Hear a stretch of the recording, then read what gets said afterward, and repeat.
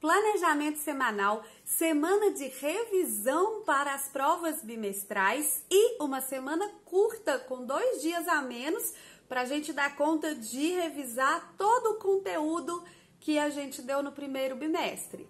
É uma tarefa difícil, mas é uma tarefa divertida, gostosa e dinâmica que você vai ver como é que vai funcionar.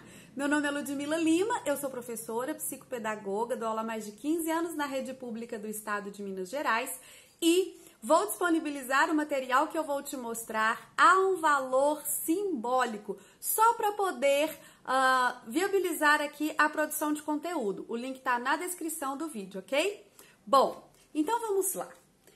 Temos que revisar, temos que nos lembrar, organizar as ideias, ordenar aquilo que a criança aprendeu.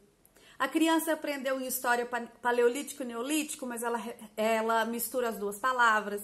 Ela aprendeu em matemática polígono e poliedro, mas ela mistura as duas coisas. Então, é sempre bom, depois de trabalhar o conteúdo, fazer uma revisão. Trabalhar um pouco mais a fixação desse conteúdo. Acontece que fixação é repetição, e repetição é chato, desagradável, desestimulante. Então, nós vamos fazer isso de outra maneira. Meus alunos estão gostando muito de mapas mentais, então já é uma promessa feita e eu vou cumprir que a gente realize, então faça, confeccione os mapas mentais. E eu também vou levar 3 dinâmicas, uma para cada dia, para que a gente possa trabalhar nessa fixação, essa memorização. Bom, temos uma semana curta. O ideal seria um dia para cada componente curricular. A gente monta um bom mapa mental, depois faz uma brincadeira. No entanto, a gente não vai ter esse tempo todo. E os mapas mentais são demorados. Geralmente, quando eu dou um mapa mental, as crianças demoram para fazer, elas querem ilustrar, elas querem bordar as letras, fazer aqueles títulos igual a gente vê no Instagram e tal, e isso demora. Então, a minha proposta para essa revisão, peraí que eu estou selecionando aqui o material, é levar para eles os mapas mentais desse jeito. Olha só, aqui tem o mapa mental com os tópicos, mas eles não estão preenchidos. E aqui tá o preenchimento todo desordenado. Então, aqui a criança vai recortar e depois ela vai colar aqui, né? O que essa propriedade física aqui quer dizer, a definição dela e o objeto que exemplifica o uso dessa propriedade física de um material em um objeto. Então, a criança vai precisar ler e encaixar cada coisa no seu devido lugar, tá? Porque assim é muito mais rápido do que se eles tiverem que copiar todo esse texto, fazerem os desenhos e tudo mais. E é uma revisão bacana. Então, vou fazer, e é esse material que eu vou deixar aqui para vocês no link, do jeito que eu falei. Aqui tem outros exemplos, olha, o de matemática. Esse aqui eu já montei, mas é daquele mesmo jeito, uma folhinha com os tópicos, uma folhinha para preencher com texto e exemplos aqui de ilustração. Aqui, o de história, o de português e o de geografia eu ainda não imprimi, mas logo logo eu mostro para vocês, com imagem, com tudo, para vocês saberem direitinho o que é que está disponível lá, ao valor que eu falei. Então, nós vamos fazer os mapas mentais conforme eu prometi, mas vamos fazer assim, esse quebra-cabeça de mapa mental, em vez de fazer do quadro. Por que eu estou fazendo dessa maneira? Eu não acredito que dar um mapa mental para a criança pronto faça algum sentido. Então, geralmente, vamos supor que eu fosse fazer no quadro. Eu ia fazer esse mapa para mim, ia para o quadro e ia propondo para eles que eles me respondessem e eu ia escrever as respostas ali, a definição, os exemplos, conforme as sugestões deles. Só que para a gente fazer isso demora muito tempo, então isso eu já expliquei, né? Mas eu acho que eles é que tem que montar, eles é que tem que refletir, eles é que tem que se lembrar onde é que tá cada informação naquele mapa, senão não faz sentido. Se eu entregar prontinho, imprimir desse jeito aqui que já tá montado, para eles não vai fazer diferença na fixação do conteúdo. Bom, então aqui os mapas mentais. São 3 dias, eu vou dar 2 por dia e um dia vai ficar com um só, tá certo? E as dinâmicas? Bom, para a disciplina de ciências e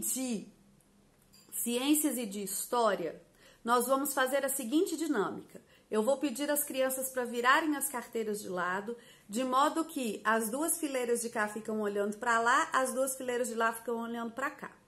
Vou dar um tempo para que eles leiam a matéria e encontrem perguntas, formulem perguntas, não vale pergunta que está no livro não, formulem perguntas. E as crianças vão se enfrentar, uma criança desse time faz uma pergunta para uma criança desse time, depois a desse time volta uma pergunta para essa daqui.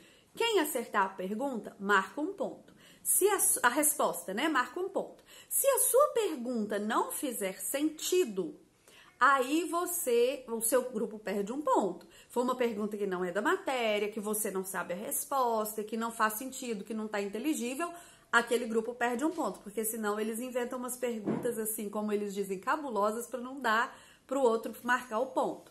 E assim a gente vai fazer, né, a primeira dinâmica. Então, essa dinâmica eu vou fazer com ciências e com história.